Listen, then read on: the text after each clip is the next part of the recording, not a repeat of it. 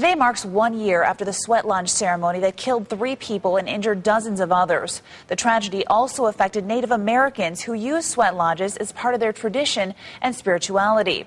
ABC 15's Rudabeh Shabazi tell us what they've been doing to protect their way of life over the past year.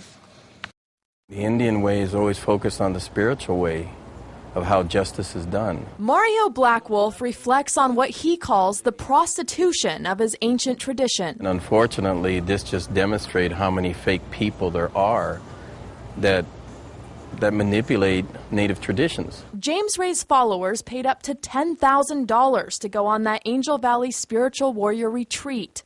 Some have since sued Ray for not refunding their money for canceled events. Ray spent less than a month in jail. His manslaughter trial is now scheduled for next February. And that's why this whole thing is taking so long, because it's all about profit. It's not about spirit. Ray's lawyers argued no one physically prevented anyone from leaving the sweat lodge and that participants signed waivers. But that didn't stop nearly a dozen wrongful death lawsuits against the best-selling author. Amayra Hamilton, who owns Angel Valley, is also being sued by 10 people who recently settled with Ray.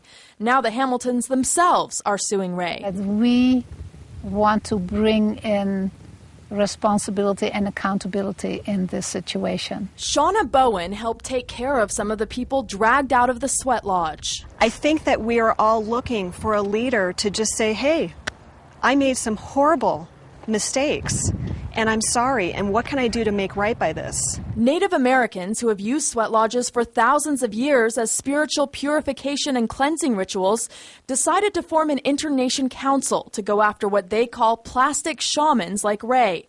The Lakota Nation filed a lawsuit against the U.S. government.